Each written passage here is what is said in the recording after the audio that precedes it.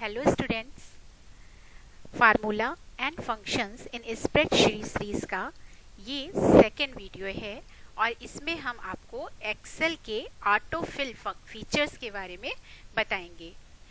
You have already learn to enter data into a worksheet in your previous class. Just to help you हम इसका एक quick revision करवा देते हैं, ठीक है। तो मान के चलते हैं, एक एग्जाम्पल ले लेते हैं छोटा सा कि हमको 7th क्लास का की मार्क्स लिस्ट बनानी है, ठीक है। 7th क्लास की मार्क्स लिस्ट बनानी है, तो मार्क्स लिस्ट बनाने के लिए क्या क्या चीज़ ज़रूरत होगी, हमें रोल नंबर लिखना होगा, स्टूडेंट्स का स्टूडेंट्स नेम लिखने होंगे, सब्जेक्ट्स नेम देने होंगे और फिर उनका टोटल और परसेंटेज निकालना होगा, ठीक है। तो जब हमें रोल नंबर लिखना है तो इस पूरी शीट पे हम रोल नंबर कहाँ पर लिख पाएंगे, हम लिखेंगे जब भी हमको किसी सेल पे कोई डाटा एंटर करना होता है तो पहले उस सेल को हमें एक्टिव करना होता है, और एक्टिव सेल मीन्स यानी कि वो हाईलाइट होता है। तो बस मान लीजिए आपको यहाँ पर रोल नंबर लिखना है तो आपको कुछ नहीं करना है, यहाँ पर जाकर के माउस का पॉइंटर को क्लिक कर देना है, और जैसे ही आप माउस के पॉइंटर को क्लिक करते हो ना तो देखो ये ब्लैक कलर का हो जाता है ना, हाईलाइट हो गया। इस सेल को, इस हाईलाइटेड सेल को हम एक्टिव सेल कहते हैं, और अब हम जो कुछ भी कीबोर्ड से टाइप करेंगे वो इस सेल पे ही टाइप होगा। देखो अब हमें यहाँ पे क्या टाइप करना है, रोल नंबर, तो हम टाइप करते हैं रोल नंबर।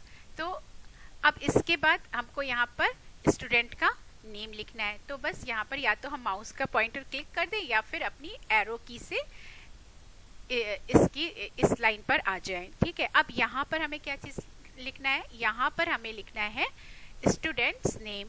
अब आप देखो हमें स्टूडेंट्स नेम लिखना है, लेकिन इस कॉलम की विड्थ तो बहुत छोटी है ना, इसमें तो स्टूडेंट्स विड्थ नहीं मतलब इस पे स्टूडेंट्स का नेम तो नहीं लिख पाएंगे इतनी सी विड्थ पे, तो इसको हमें बढ़ाना है। आपको पता है प्रीवियस क्लास में आप पढ़ चुके हो, बस हम यहाँ पे रिकॉल कर रहे हैं, आपको जल्दी से रिवीजन करा रहे हैं कि इसके दो तरीके हैं, है ना, इसकी विड्थ बढ़ाने के। एक क्या है, एक तो ये है, देखो यहाँ पर गए फॉर्मेट मेनू पे, ये है ना फॉर्मेट, इस पे आप क्लिक करोगे और यहाँ पर आपको क्या दिखाई पड़ रहा है, कॉलम विड्थ।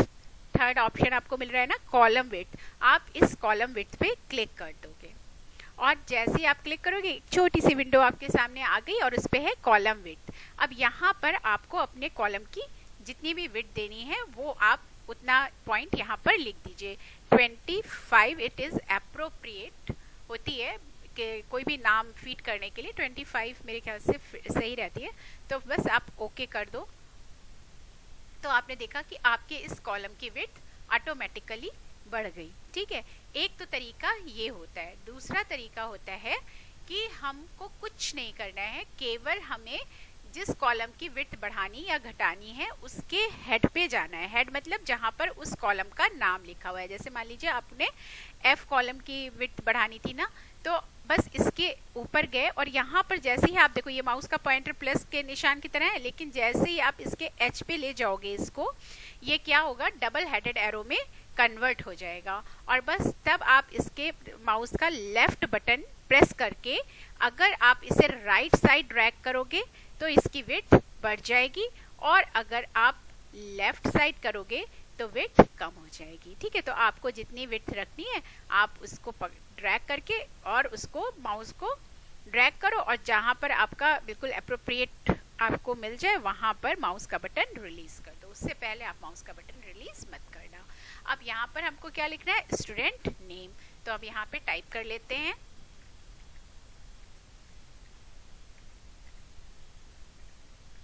Students name.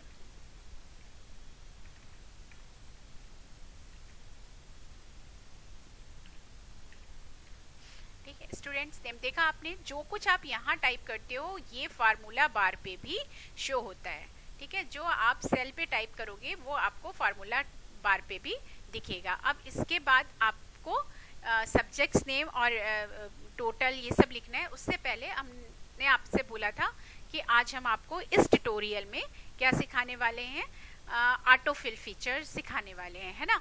तो ये autofill feature is a very very useful और बहुत ही अच्छा फीचर है, जो मुझे एक्सेल का बहुत ही अच्छा फीचर लगता है। तो देखिए आपको स्टूडेंट का नेम लिखना है, तो क्या करना होगा, आपको स्टूडेंट का नेम लिखना है ना, तो सबसे पहले आपको रोल नंबर देने होंगे। रोल नंबर मैंने टाइप किया 1, फिर सेकंड पे आए और हमने टाइप किया 2, ठीक है। क्या हमको मान लीजिए 10 या 50 बच्चे हैं तो 1 2 3 4 5 6 7 8 बार बार टाइप करना पड़ेगा, इस तरीके से लगातार टाइप करते रहना होगा? नहीं। अब इसमें जो ये ऑटो फिल फीचर होता है ना, उसका क्या यूज होता है कि आपने ये 2 कॉलम को सेलेक्ट कर लिया, ठीक है, और अब जिसमें 1 और 2 लिखा था, तो जो एक्सेल है ना वो पहले वाले कॉलम को एज ए स्टार्टिंग पॉइंट लेता है, और जो सेकेंड कॉलम में आपने नंबर लिखा होता है ना, वो ये देख लेता है कि अब उसको कितना डिफरेंस लेके कितनी वैल्यू को इसमें ऐड करना है, और उसके हिसाब से इसको सीरीज देनी है। अब आपने 1 2 लिखा, यानी कि हर में उसको 1 नंबर को इंक्रीज करते हुए जाना है। अब बस आप माउस का पॉइंटर यहाँ पर लेकर के जाओगे और देखो ये जब प्लस के साइन में कन्वर्ट हो जाएगा, तब माउस का लेफ्ट बटन प्रेस कर लेना, कस के प्रेस किए किए उसे नीचे की तरफ ड्रैग करो डाउन साइड, और आपको जितने भी स्टूडेंट्स के नेम लिखने हैं, मान लीजिए आपने 16 लिखने हैं तो 16 तक छोड़ दीजिए, और ये ऑटोमेटिकली नंबर इसमें फिल हो गया, आपको टाइप नहीं करना पड़ा। और यही है आज के ट्यूटोरियल में जो हम आपको बताने वाले थे, ऑटो फिल फीचर। ये फीचर बहुत ही इंटरेस्टिंग फीचर है और बहुत ही यूजफुल है।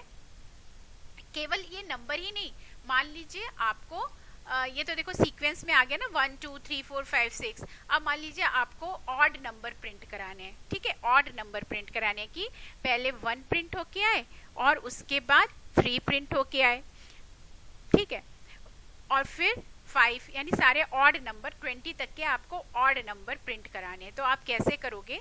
आपको कुछ नहीं करना है, बस ये दोनों सेल आपको सेलेक्ट कर लेने हैं। आपको जैसे मैंने बताया था कि जो एक्सेल है वो क्या करता है, पहली वैल्यू को एज ए स्टार्टिंग पॉइंट मानता है, और सेकंड वैल्यू को वो इसमें से देख लेता है कि उसको कितना इंक्रीमेंट देना है, नेक्स्ट वैल्यू में कितना आगे बढ़ाना है। यानी कि अब उसने इसको गेस कर लिया कि उसको 1 प्लस मतलब अब 3 है तो अब यहाँ पर क्या आएगा, 4 नहीं आएगा, 5 आएगा, यानी कि 2 2 का गैप दे करके चलना है। तो इसको बस उसमें 1 में 2 प्लस कर दिया, 3 हो गया, 3 में 2 प्लस करेंगे तो 5 हो जाएगा। इसी तरीके से सारे ऑड नंबर आ जाएंगे। बस यहाँ पर आपको रखना है इसके माउस के पॉइंटर को, और प्लस का साइन जब हो जाता है तो लेफ्ट बटन ड्रैग करके और आप ड्रैग करते जाओ, ड्रैग करते जाओ, ड्रैग करते जाओ, जितने भी आपको चाहिए उतने आपको ये ऑड नंबर लिख करके दे देगा, ठीक है, क्लियर? ये आपके ऑड नंबर आ गए। केवल नंबर्स ही नहीं, अगर मान लीजिए आप वीक नेम लिख रहे हो, मंथ वीक के नाम संडे मंडे लिख रहे हो, और तो आपको सारे मंडे ट्यूसडे वेडनेसडे लिखना ही लिखना है, तो आपको बार बार टाइप करने की जरूरत नहीं है। आप केवल क्या करोगे, मंडे लिख दिया और नेक्स्ट उस पे आपने ट्यूसडे लिख दिया,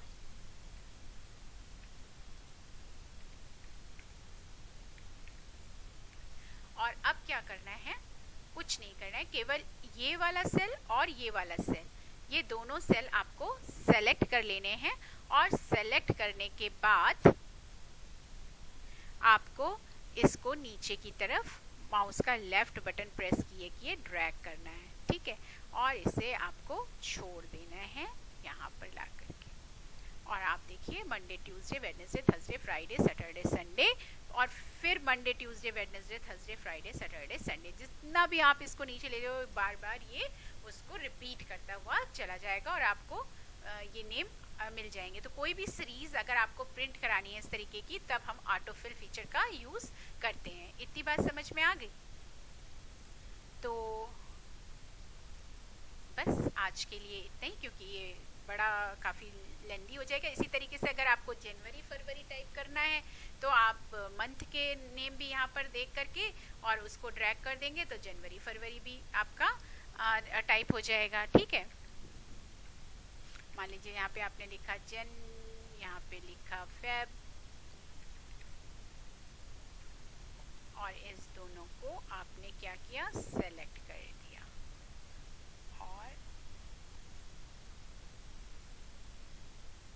और इसको ड्रैग कर दिया। तो जिस तरीके से, अगर आपने देखिए शॉर्ट में लिखा है तो शॉर्ट में आपका प्रिंट होके आ जाएगा, जनवरी, फरवरी, मार्च, अप्रैल, मई, जून, जुलाई, अगस्त, सितंबर, अक्टूबर, नवंबर, दिसंबर, ठीक है। और अगर आपने इसको फुल नेम लिया होता, जनवरी, फरवरी, मार्च, जैसा आप लिखेंगे वैसी सीरीज इसमें आ जाएगी। अगर आपने जे कैपिटल में लिखा होता तो ये कैप, और एफ कैपिटल में लिखा होता तो एज इट इज़ ये हो करके वैसे ही आता। तो ये था इसका बहुत ही बेहतरीन फीचर ऑटोफिल, और इसको कैसे यूज़ करना है बस ये बताया है आज के इस फीचर में हमने। उम्मीद करते हैं तुम लोग को अच्छे से समझ में आ गया होगा। और अब नेक्स्ट में हम इसके आगे बताएंगे कि किस तरीके से मार्क्स लिस्ट बनाते हैं, किस तरीके से फॉर्मेटिंग करते हैं और फार्मूले कैसे लगते हैं, ये सब हम आने वाले वीडियोस में बताएंगे। Okay, bye.